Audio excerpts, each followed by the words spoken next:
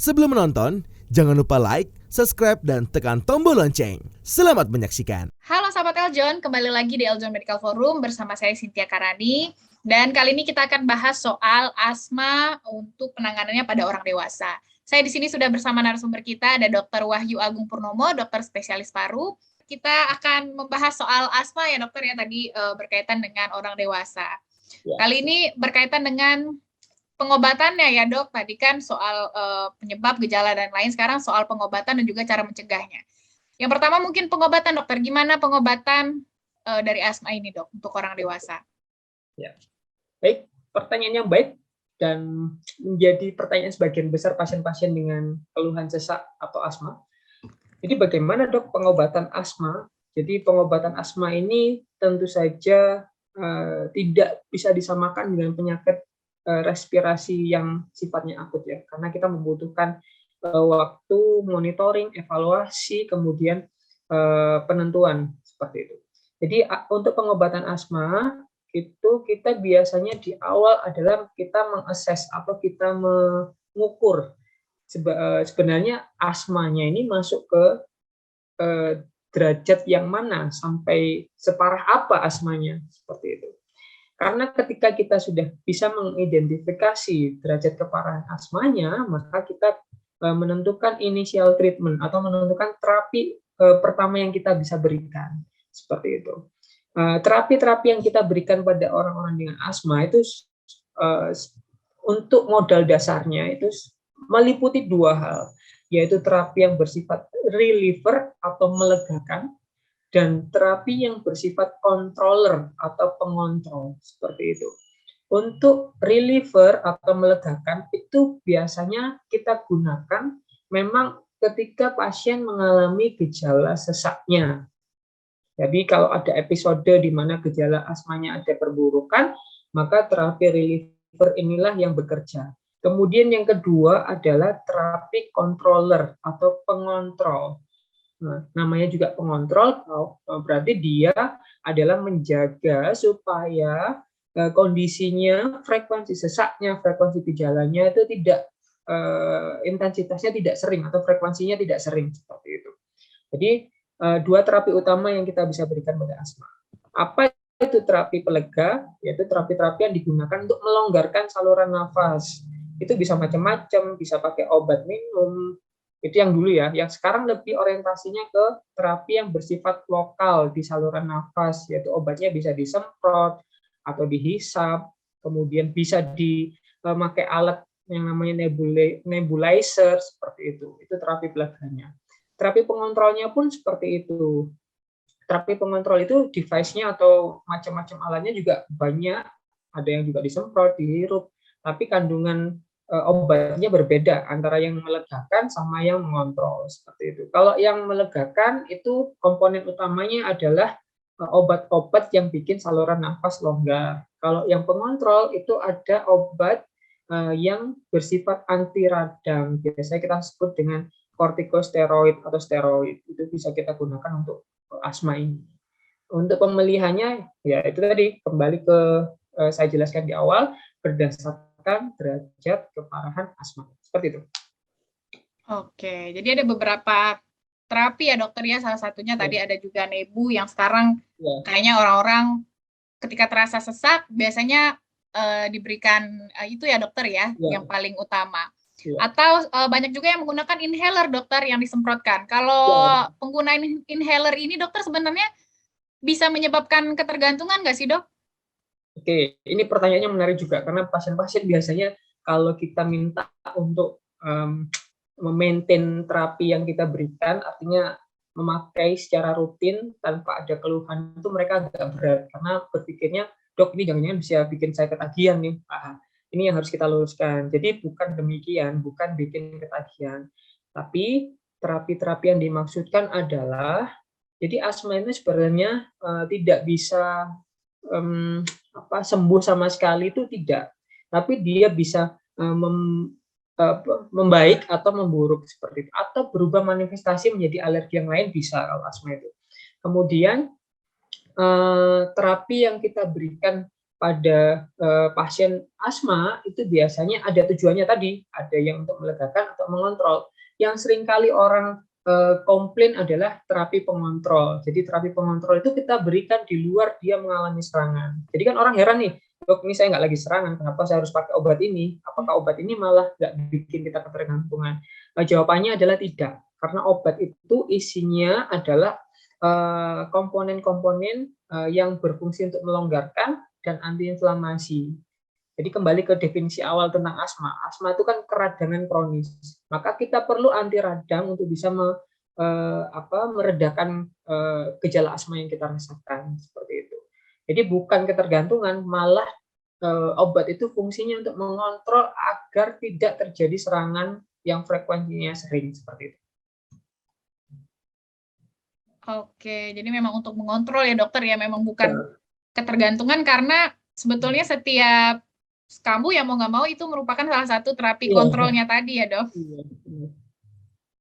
Oke, tapi kalau untuk penggunaan ini dok, dosisnya berapa kali atau berapa banyak itu dokter, apakah ada dosis tertentu atau misalnya terlalu banyak nggak boleh juga atau gimana dok? Ya benar. Jadi untuk dosisnya itu juga terkait dengan asesmen awal atau penilaian awal kita terhadap derajat asmanya. Jadi semakin ringan itu biasanya kita berikan dosis yang ringan. Nanti semakin berat derajatnya ya kita harus mau nggak mau harus berikan dosis yang berat. Oleh karena itu pentingnya untuk pasien-pasien asma untuk kontrol rutin ke dokter spesialis paru terdekat yang memang di mana dia berobat seperti itu, agar bisa mengatur dosis yang dia dapatkan. Jadi asma itu tidak berhenti di 1 minggu pertama atau 2-3 hari terus selesai pengobatan, enggak, tapi kita maintain secara kontinu. Jadi pasien datang, kita coba cross check mengenai keluhan yang dia derita, kita adjust atau kita pertimbangkan apakah ini dosis kita turunkan atau kita naikkan seperti itu. Jadi pentingnya untuk kontrol adalah untuk bisa menyesuaikan dosis yang obat-obatan yang dia gunakan saat ini seperti itu. Jadi untuk asma, misal nih pasien datang dengan keluhan dia gejalanya adalah dalam 1 minggu terakhir saya sesaknya nggak lebih dari 2 kali kok dok, seperti itu. Oke, berarti yang kita berikan adalah dosis yang paling ringan. Dengan biasanya kita memberikan reliever atau peleganya adalah as needed. Jadi hanya ketika dia mengalami keluhan saja. Kemudian untuk controllernya juga seperti itu, as needed. Jadi hanya ketika dia mengalami keluhan saja. Tetapi ketika dia datang dengan keluhan, dok saya sesaknya sudah setiap hari, hampir setiap malam saya harus terbangun malam hari, sampai misalnya hasil pemeriksaan fungsi paru saya sudah menurun. Nah, tentu saja ini pengobatannya, treatmentnya berbeda seperti itu. Maka jadi pasien-pasien asma segera mengkonsultasikan ke dokter paru terdekat mengenai terapi-terapi yang dia dapatkan, dan tentu saja berkonsultasi mengenai kapan dia harus men-stop obat, kapan dia harus menurunkan dosis obatnya, seperti itu. Oke, baik. Kemudian dokter, kalau nebu tadi dokter, apakah penderita asma ini penting untuk memiliki nebu di rumah dok? Nah ini juga, jadi backbone penata laksanaan terapi asma itu adalah adanya komunikasi yang baik antara dokter dan pasien, dan pasien teredukasi terkait dengan tata laksana yang kita berikan atau terapi yang kita berikan, terutama ketika dia mengalami serangan atau dalam medisnya eksaserbasi. Nah, salah satu modalitas atau device atau alat untuk bisa mengatasi serangan pre-hospital ya, sebelum ke rumah sakit, adalah penyediaan alat nebu ini. Jadi biasanya kita edukasikan ke pasien. Kalau misalnya dia mengalami sesak, ada perburukan kondisi di mana nafasnya bertambah cepat, kemudian nafasnya berbunyi, batuknya ngekel seperti itu, maka dia sudah boleh mulai start untuk memberikan terapi untuk meringankan serangannya dengan cara nebu sendiri di rumah. Biasanya kita adviskan, kita resepkan obat untuk cadangan ketika dia mengalami eksaserbasi atau serangan seperti itu. Nah, obat-obat ini biasanya bentuknya adalah respul ya, bisa yang isinya bronchodilator atau isinya suatu kortikosteroid seperti itu. Biasanya kita edukasikan, ya Bu, kalau misalnya Ibu mengalami suatu serangan, sebelum datang ke rumah sakit, Ibu nebu dulu di rumah. Jadi biasanya dalam 1 jam pertama coba ulangi nebunya itu setiap 20 menit seperti itu. Jadi dalam 1 jam itu dia bisa ngulang nebu sampai 3 kali. Nah, jika kondisinya memberat, kemudian sesak tidak teratasi, maka sambil jalan dia ke rumah sakit seperti itu. Oke, jadi memang artinya penanganan pertamanya memang tadi nebu juga termasuk ya, dokter? Sebenarnya bisa ada pilihan lain terapinya, yaitu menggunakan inhaler sebenarnya. Jadi pasien-pasien yang sudah terbiasa menggunakan terapi inhaler, misalnya terbatas dia nggak punya nebu nih, maka juga bisa kita sarankan untuk menggunakan inhalernya. Biasanya sama, dalam 1 jam pertama, setiap 20 menit, dia bisa menyemprotkan 4-8 kali inhaler yang dia punya, yang isinya bronchodilator. Jadi disemprot, seret, kemudian dilihat beberapa menit atau detik, semprot lagi, seret, 20 menit, kemudian dievaluasi, lah sesak belum berkurang nih, semprot lagi nih, seperti itu. Jadi dalam 1 jam pertama itu bisa setiap 20 menit diulang. Setelah dia melalui tahap itu dan tidak rilis sesaknya, maka segera ke rumah sakit. Jadi selain nebu, pilihan lainnya menggunakan inhaler juga bisa. Kalau ini dokter, konsumsi obat gimana dokter? Aman nggak sih dok saat kambuh? Oke, kalau konsumsi obat sebenarnya itu sudah mulai kita tinggalkan. Di tata laksana asma yang modern itu obat-obat lebih diutamakan yang kerjanya secara lokal di saluran nafas, yaitu menggunakan inhaler, entah itu dihisap ataupun disemprot seperti itu. Obat-obat yang diminum itu nanti biasanya kita gunakan ketika memang obat-obat yang kerjanya lokal itu tidak bisa berespon seperti itu. Misalnya obat yang diminum adalah kortikosteroid yang oral atau yang diminum seperti itu. Biasanya kita berikan ketika memang derajat asmanya sudah parah, baru kita berikan itu. Dan jangka waktunya pun tidak lama, jadi kurang dari 10 hari sudah kita hentikan. Karena itu akan mempengaruhi proses di dalam tubuh kita. Jadi kalau kebanyakan mengkonsumsi obat yang sifatnya kortikosteroid itu kan imunodepresan, jadi dia mensupresi dari imun kita gitu, menekan imun kita, itu nanti akan lebih membahayakan karena akan seperti pisau bermata dua seperti itu, malah menekan imun kita seperti itu. Maka jangan sembarangan untuk mengkonsumsi obat yang demikian. Perlu untuk berkonsultasi ke dokter untuk dipilihkan mana sih obat yang aman, mana sih terapi-terapi yang sekiranya untuk jangka panjang itu bisa aman dengan efek samping yang minimal seperti itu.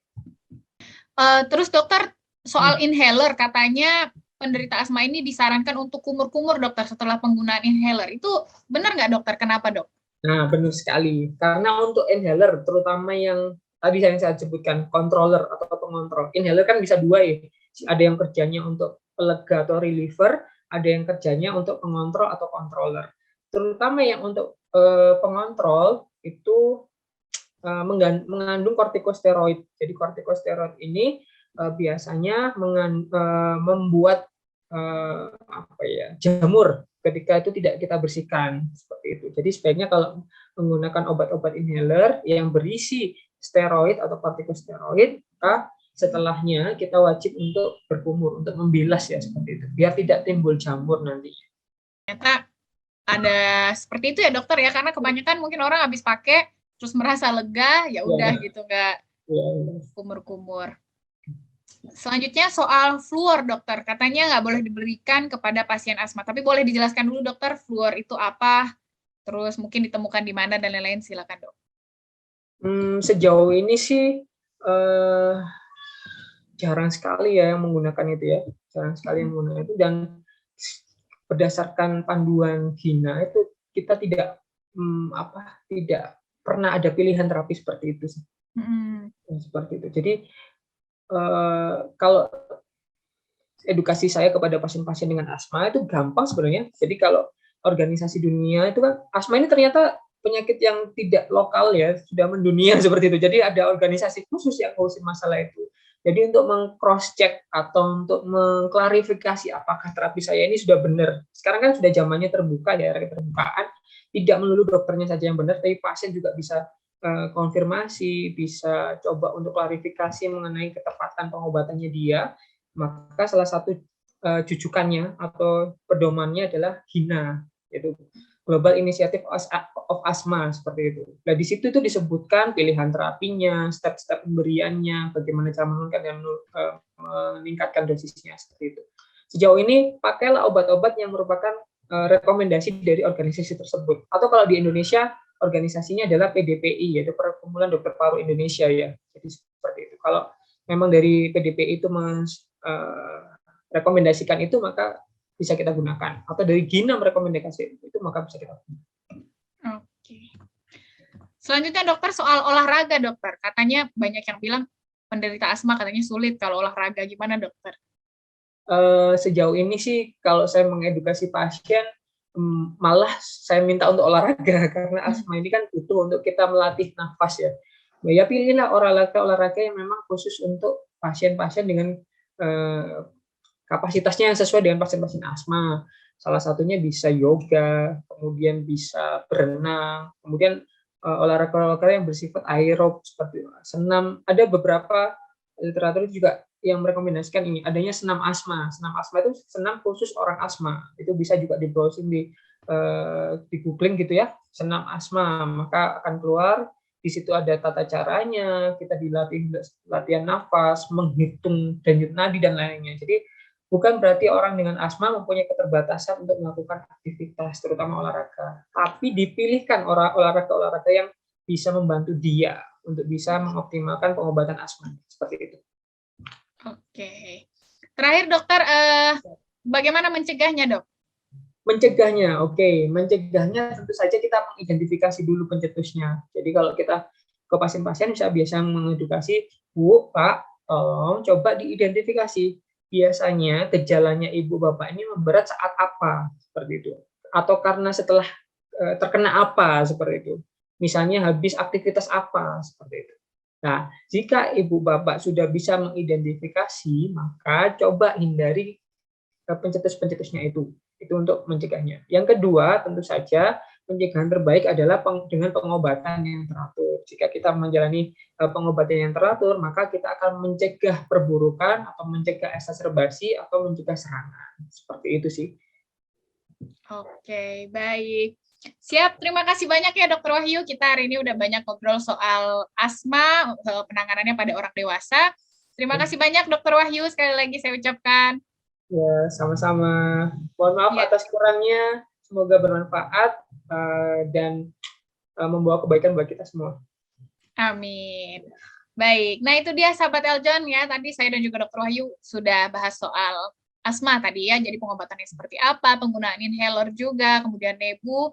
Dan yang terakhir tadi mencegahnya kita juga harus perlu mengenali apa itu penyebabnya, pencetusnya, sehingga bisa menghindari, bisa mencegah sebelum kambuh kembali nih asmanya. Dan juga yang paling penting adalah konsultasi tadi dengan dokter untuk penanganannya seperti apa, terapi apa yang perlu dilakukan, apalagi kalau misalnya sudah di tingkat parah, yang tadi juga sudah Dokter Wahyu jelaskan ya, di tingkat parah itu seperti apa.